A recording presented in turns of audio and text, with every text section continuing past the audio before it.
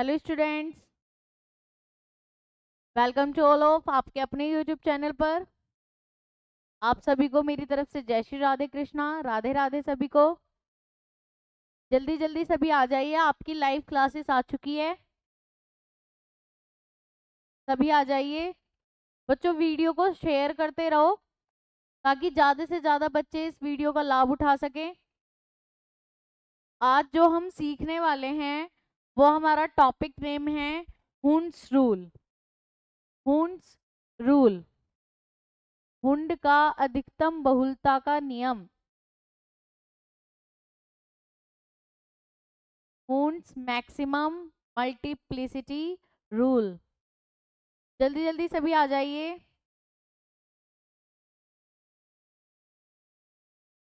सभी आ जाइए जल्दी। चलिए स्टार्ट करते हैं।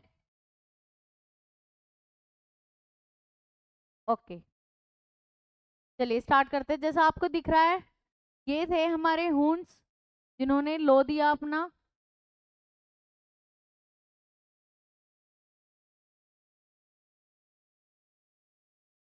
ये हुंड थे और ये लो आया किस सन में आया था?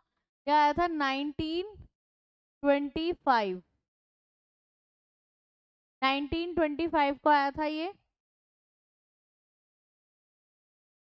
1925, ठीक है।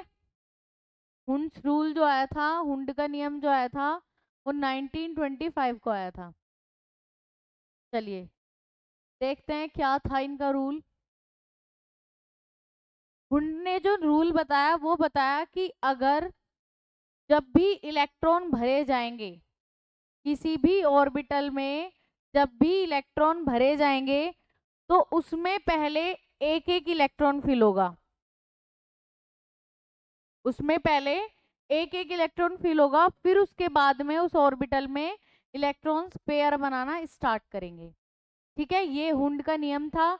उन्होंने बताया कि इलेक्ट्रॉन जब भी उपकोश के कक्षकों में भरे जाएंगे, इलेक्ट्रॉन जब भी उपकोश के कक्षकों में भरे जाएंगे तो जो समान एनर्जी वाले होंगे, जो समान एनर्जी वाले, जो समान ऊर्जा वाले उपकोष होंगे, उसमें पहले एक एक इलेक्ट्रॉन भरेगा और फिर उसके बाद में इलेक्ट्रॉन जोड़ा बनाना स्टार्ट करेंगे, पेयर बनाना स्टार्ट करेंगे। ठीक है,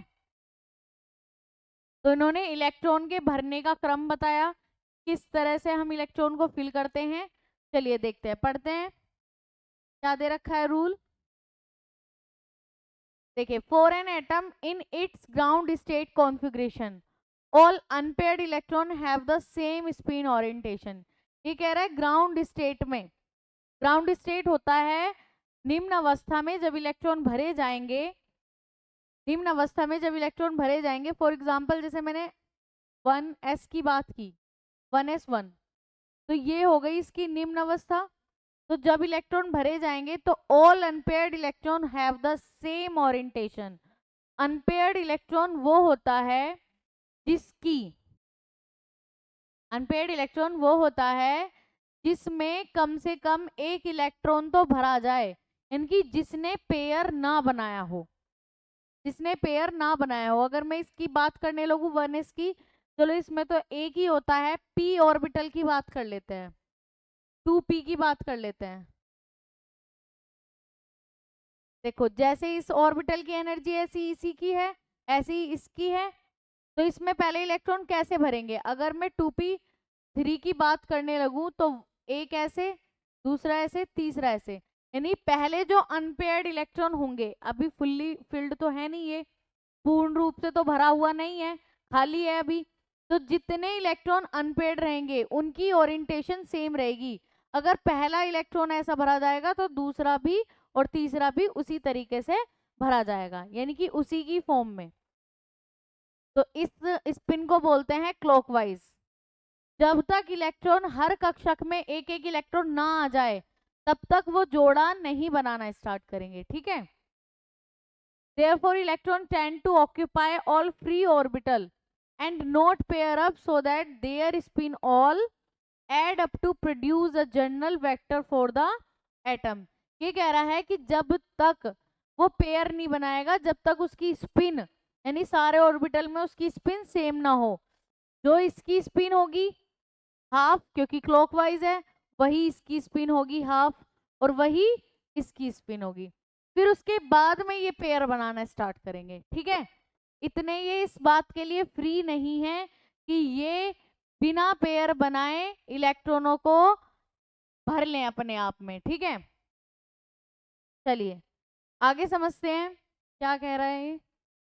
ये कह रहा है states that when electron occupy orbital of an equal energy, जब इलेक्ट्रॉनों को हमें इक्वल एनर्जी के ऑर्बिटल में यानी समान ऊर्जा के कक्षक में भरना है, one electron enters each orbital until all the orbital contain one electron. ये कह रहा है कि एक इलेक्ट्रॉन जब भरता है ऑर्बिटल में तो पहले वो एक एक इलेक्ट्रॉन करके भरेगा। कैसे भरेगा? एक एक इलेक्ट्रॉन भरेंगे। अगर पी में 3 ऑर्बिटल होते हैं, 3 कक्षक होते हैं, तो पहले 3 कक्षक में एक एक इलेक्ट्रॉन जाएगा। फिर उसके बाद में अगर हमारे पास और इलेक्ट्रॉन बच रहे हैं तो वो पेयर बनाना स्टार्ट करेगा, जोड़ा बनाना स्टार्ट करेगा। ठीक है, तो one electron with parallel spin. Parallel spin का मतलब होता है जो स्पिन उसकी है प्लस हाफ, वही स्पिन अगले वाले इलेक्ट्रॉन की हो प्लस हाफ, वही उससे अगले वाले की हो, तो ये होते हैं parallel. Second electron then add to each orbital pairing the spin of the first electron. जब इलेक्ट्रॉन पेयर बनाना स्टार्ट करेगा तो सेकेंड इलेक्ट्रॉन कैसा होगा?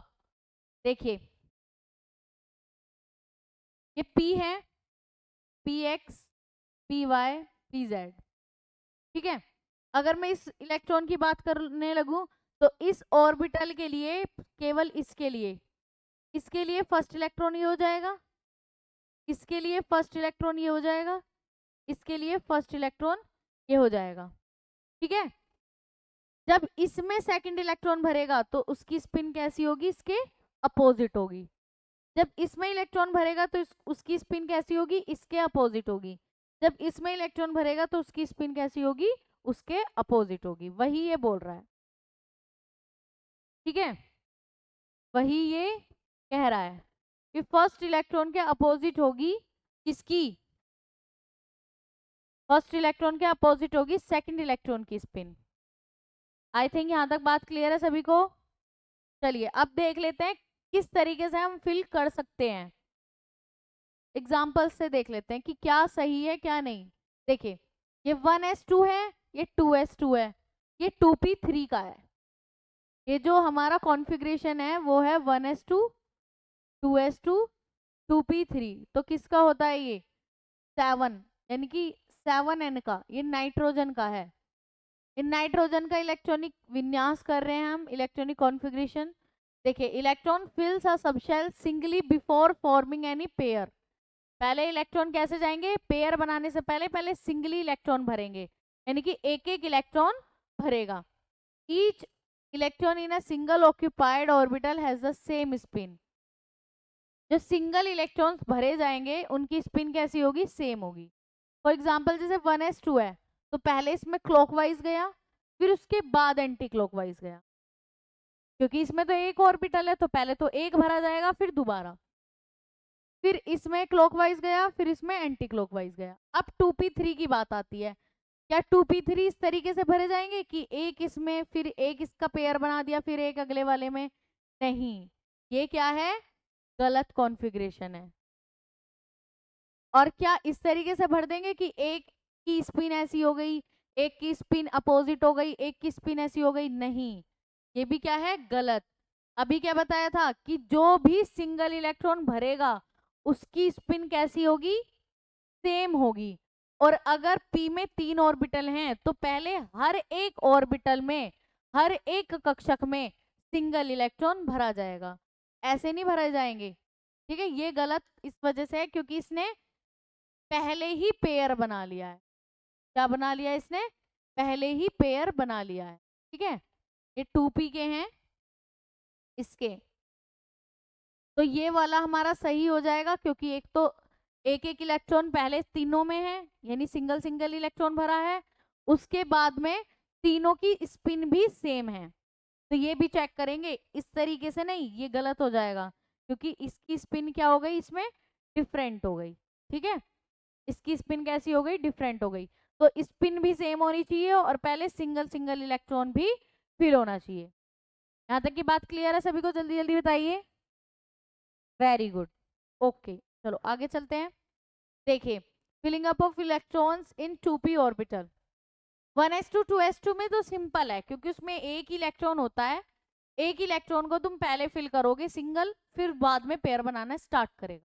तो उसमें जो तो कुछ प्रॉब्लम होनी ही नहीं चाहिए क्योंकि s में तो खाली एक कक्षक होता है, उसमें पहले सिंगल ही इलेक्ट्रॉन जाएगा, फिर उसके बाद में पेयर बनाएगा वो।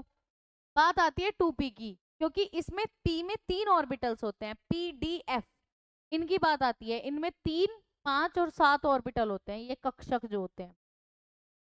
पहले आया जब 1s2 2s2 है, ये 4be का होता है 1s2 2s2।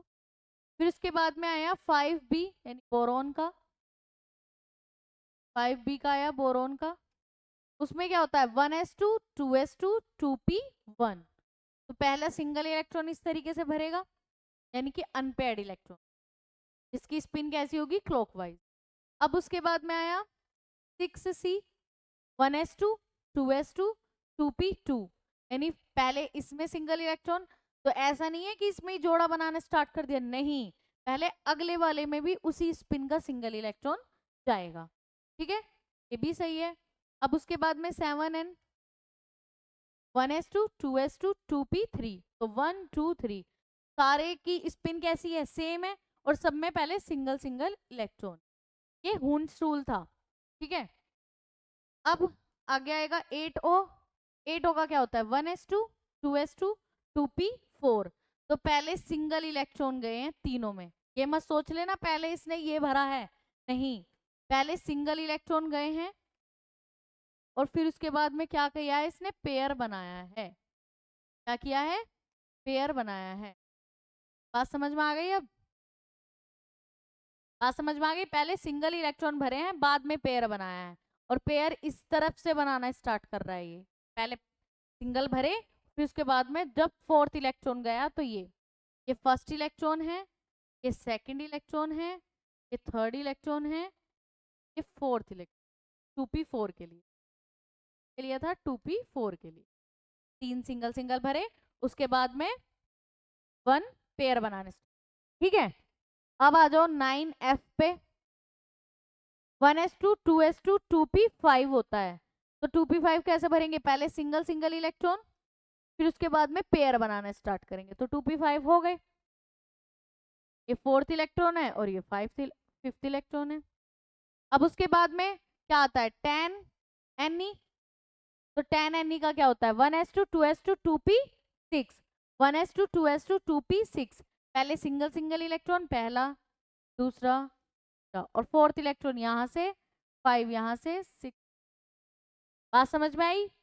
और एक ऑर्बिटल में 2 इलेक्ट्रॉन जो भरे जाएंगे वो अपोजिट, यहां से हमने क्या ऑब्जर्व किया कि एक ऑर्बिटल में अपोजिट स्पिन के इलेक्ट्रॉन भरे जाएंगे, यानी कि एक कक्षक जब भरेगा तो उसमें एक का जो स्पिन होगा वो क्लॉकवाइज होगा, दक्षिणावर्त होगा, और एक की जो चक्रण होगा वो वामावर्त होगा, एंटी क्लॉकवाइज होगा। बात समझ में आई? बात समझ में आई? एग्जाम्पल्स भी हो चुके हैं अब हुंस रूल के। अब आप प्रैक्टिस करिएगा, ये होमवर्क आपका है कि ज्यादा से ज्यादा आप एग्जाम्पल्स को टैकल करो इसके। ठीक है, अब इससे रिलेटेड क्वेश्चंस के लिए कल मिलते हैं, आज के लिए इतना ही रखते हैं। Thank you everyone. क्लास को बच्चों लास्ट तक देखा करो और वीडियो को लाइक किया करो, अपनी प्रॉब्लम्स को कमेंट करके कमेंट किया करो, कमेंट बॉक्स में लिखा करो ताकि हमें पता चल जाए आपकी प्रॉब्लम्स क्या आ रही हैं। ठीक है, जय श्री राधे कृष्णा सभी को, राधे राधे। अच्छे से तैयारी करते रहो अपनी।